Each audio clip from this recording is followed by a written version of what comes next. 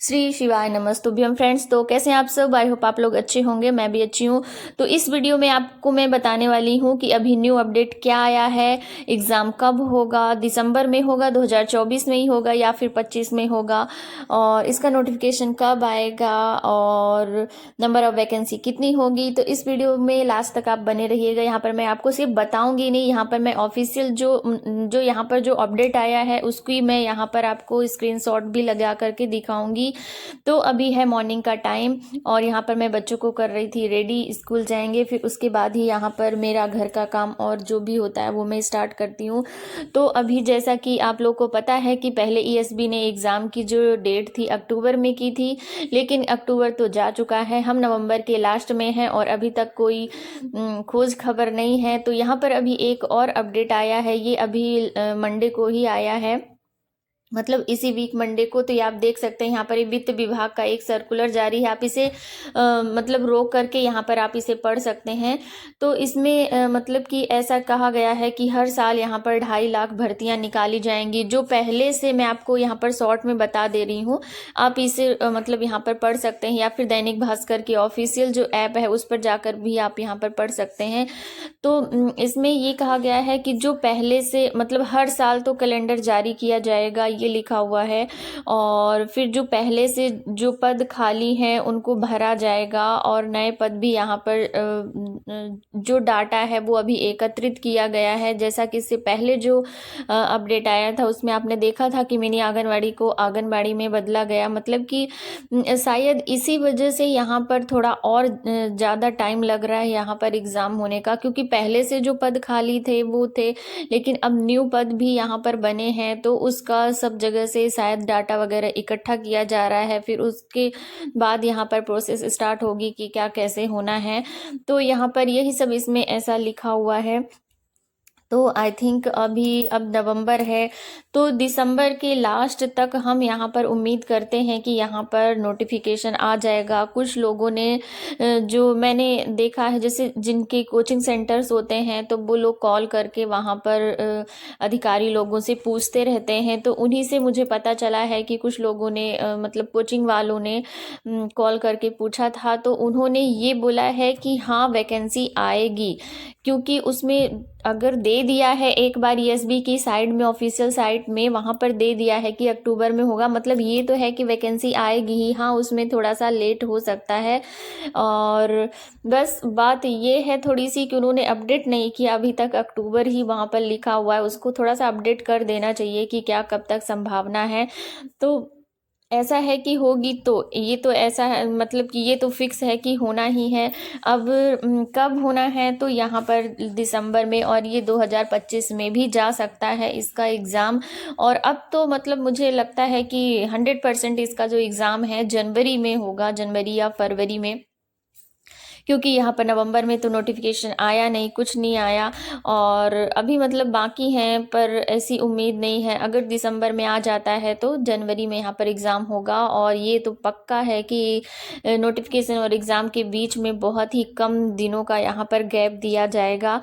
तो यही new update था, और अब देखते हैं कि आगे क्या आता है। ऐसा ज़रूर है कि मतलब कि हर हफ्ते मतलब हर 15 दिन में यहाँ पर कुछ ना कुछ अपडेट ज़रूर आ रहा है। तो इसका मतलब कि जो गवर्नमेंट है वो कुछ तो कर रही है, अपने काम पर लगी हुई है, और इतना आसान भी नहीं है इतने सारे लोगों का एग्ज़ाम लेना, तो बस उसी की तैयारी चल रही होगी। बस हमें जो फोकस करना है, अपनी तैयारी पर फोकस करना है, क्योंकि हमारी तैयारी आप खुद ही सोचिए कि अगर आज नोटिफिकेशन आ जाता है तो क्या आपकी तैयारी बिल्कुल फिक्स है?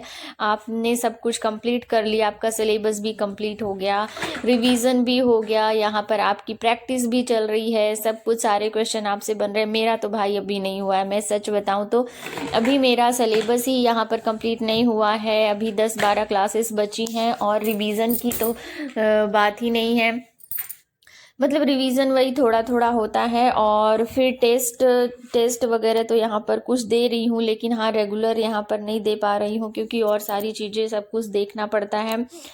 बट हाँ ये है कि हमें छोड़ना नहीं है, हमें भले आपको जब ऐसा लगे, क्योंकि हमारी जो स्टडी है, जो हम हाउस वाइफ है ना, हमारी स्टडी बिल्कुल उसी स्पीड में नहीं चल पाती कि हम डेली 5 घंटे 4 घंटे पढ़ें। हमारी वो डिस्टरबेंस तो होना ही होना है। हफ्ते में हम अगर 4 दिन रेगुलर पढ़ लेते हैं तो बाकी दिन तो हमारे इरेगुलर होना ही है, कम होना ही है, और कितना भी करो वो नहीं हो पाता है। तो बस हमारे लिए तो यही ज़रूरी है कि भले बढ़ जाए 1-2 महीने और बढ़ जाए। मेरे लिए तो अभी 3 महीने यहाँ पर बढ़ जाए तो सही है। अभी अब मेरा सिलेबस कंप्लीट होगा, फिर मैं यहाँ पर रिवाइज़ वगैरह करने वाली हूँ।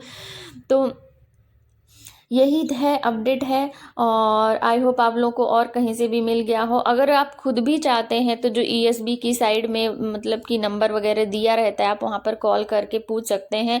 हाँ ये बात ज़रूरी है कि आपका जो कॉल है वो उठे नहीं, बट जो कोचिंग सेंटर वाले हैं वो लगाते हैं और उनका फ़ोन उठता है, तो उन्हीं से यहाँ पर पता चला है। और कुछ भी होगा हमें अपडेट मिल जाएगा। बस हमें अपनी पढ़ाई पर ध्यान देना है, रेगुलर टेस्ट देना है, और जो मॉक टेस्ट वगैरह चलते हैं सबसे इम्पोर्टेंट तो वही है। उससे क्या है, हमारी प्रैक्टिस होती है, हमें कौन सा क्वेश्चन आता है, किसको कैसे सॉल्व करना है, वो सारी चीज़ें हैं। अब चलिए बात करते हैं कि वैकेंसी कितनी आएगी। तो पहले 450 के लगभग वो तो मतलब आया था कि हाँ इतनी वैकेंसी आएगी, तो उतनी तो है ही। उसके आगे यहाँ पर बढ़ेगा ही, कम तो होगी नहीं, मतलब बढ़ने के ही चांसेस हैं। और जो ये नंबर ऑफ़ वैकेंसीज़ है ना, कई बार तो चलिए यहाँ पर मैं आपको पहले ये बता देती हूँ, फिर उसके बाद बात करते हैं। तो ये देखिए यहाँ पर ये कुछ योजनाएं हैं। ये जो योजनाएं हैं ये इम्पॉर्टेंट योजनाएं हैं। तो यहाँ पर जैसे जननी सुरक्षा योजना है, इसके बारे में यहाँ पर और ये आप यहाँ पर एक देख सकते हैं, राष्ट्रीय बाल स्वास्थ्य कार्यक्रम।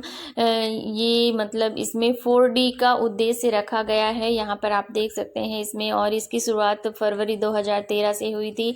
और इसमें 4D का क्या फुल फॉर्म है आप देख सकते हैं, तो चलिए बात करते हैं नंबर ऑफ़ वैकेंसीज़ की। तो पहले जैसा कि आप लोग को पता है 450 तक तो आया ही था, तो वो तो आनी ही है, उसमें कम होना नहीं है। और कभी कभी ऐसा भी होता है ना, मतलब मैंने देखा था कहीं के एग्ज़ाम में, ईएसबी का ही एग्ज़ाम था, तो उसमें पहले पोस्ट कम आई थी, लेकिन एग्ज़ाम होने के बाद पोस्टिंग के टाइम पर वहाँ पर जो नंबर ऑफ़ वैकेंसीज़ थी वो बढ़ा दी गई थी। तो इसमें भी ऐसा हो सकता है। तो आई होप इस मेरे वीडियो से आप लोगों के जो क्वेश्चन होंगे उनको आंसर मिला होगा और आपके डाउट्स क्लियर हो गए होंगे। तो मेरे इस वीडियो को लाइक और शेयर करना बिल्कुल नहीं भूलिएगा, और ऐसे ही और आगे वीडियो पाने के लिए मेरे चैनल को सब्सक्राइब भी कर लीजिएगा और साथ ही बेल आइकन को भी प्रेस कर दीजिएगा। और बहुत सारे महिला सुपरवाइजर से रिलेटेड मैंने वीडियो बनाए हैं, जिनकी मैंने प्ले लिस्ट में यहाँ पर रख रखा है, तो वहाँ पर जा करके आप चेक कर सकते हैं। चलिए।